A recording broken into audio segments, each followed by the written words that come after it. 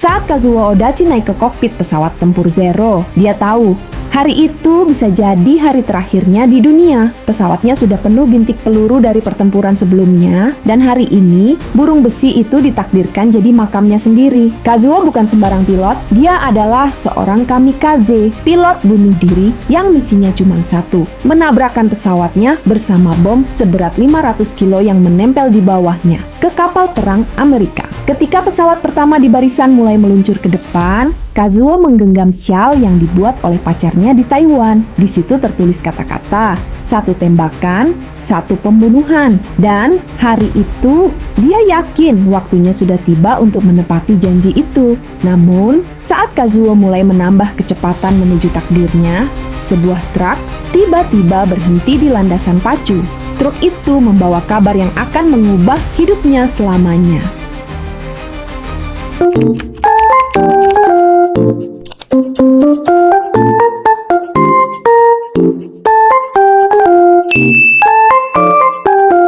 Kazuo lahir di sebuah desa kecil di luar Tokyo. Ia tidak berasal dari keluarga militer. Orang tuanya justru menentang perang. Mereka berharap Kazuo bisa hidup damai, jauh dari militer. Tapi takdir berkata lain. Di usia 16 tahun, Kazuo lulus ujian berat dan diterima jadi calon penerbang Angkatan Laut pada tahun 1943.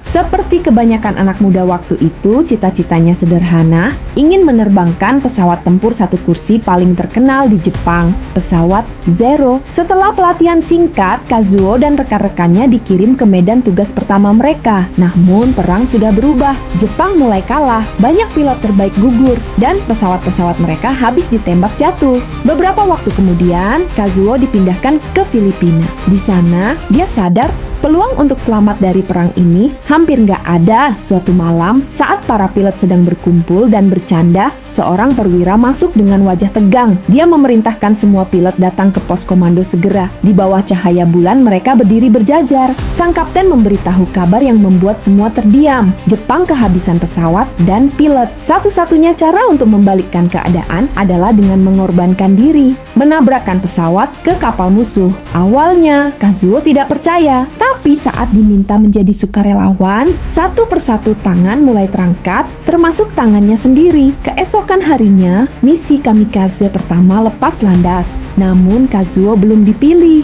Ia hanya menunggu gilirannya, hari demi hari. 4 bulan kemudian, giliran itu tiba.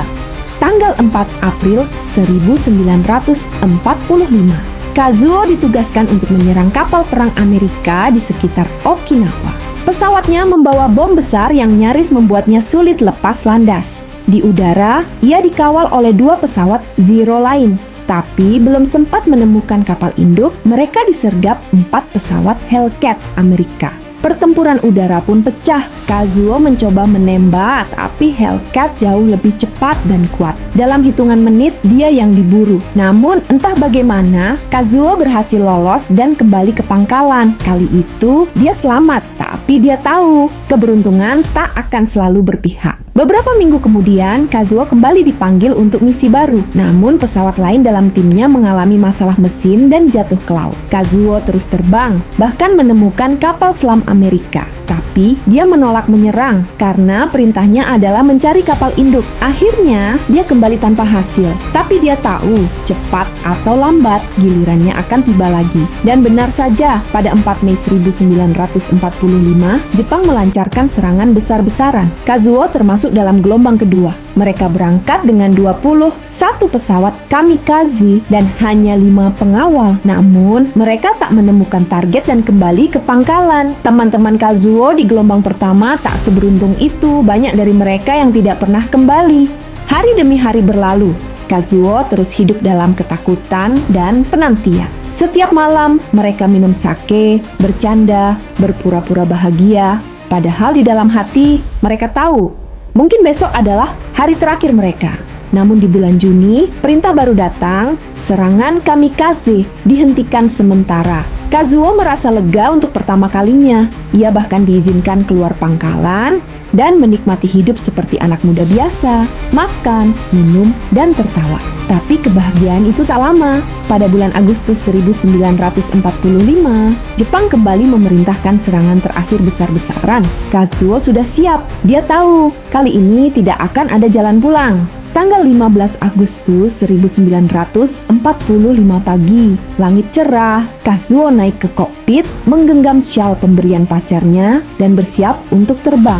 Namun tiba-tiba, sebuah truk melaju kencang ke landasan pacu, berhenti di depan pesawat pertama, dan seseorang berteriak panik, "Batalkan serangan! Batalkan serangan!" Semua pilot keluar dan berkumpul di sekitar radio. Suara kaisar terdengar, "Jepang menyerah, perang sudah berakhir." Kazuo menatap langit dengan mata berkaca. Ia sadar, ia baru saja diselamatkan oleh takdir. Setelah perang, Kazuo pulang ke Jepang dan bekerja di kepolisian selama 36 tahun, hingga pensiun sebagai komandan. Ia juga menjadi master dalam seni bela diri kendo. Selama puluhan tahun, ia tak pernah bicara soal masa lalunya. Hingga di usia tuanya, ia akhirnya menceritakan kisahnya, bukan untuk dipuja, tapi agar generasi berikutnya tahu apa yang benar-benar terjadi di hati seorang kamikaze. Kazuo Odachi, pilot kamikaze paling beruntung yang pernah hidup, bukan karena dia hebat, tapi karena dia diberi kesempatan kedua untuk hidup dan bercerita.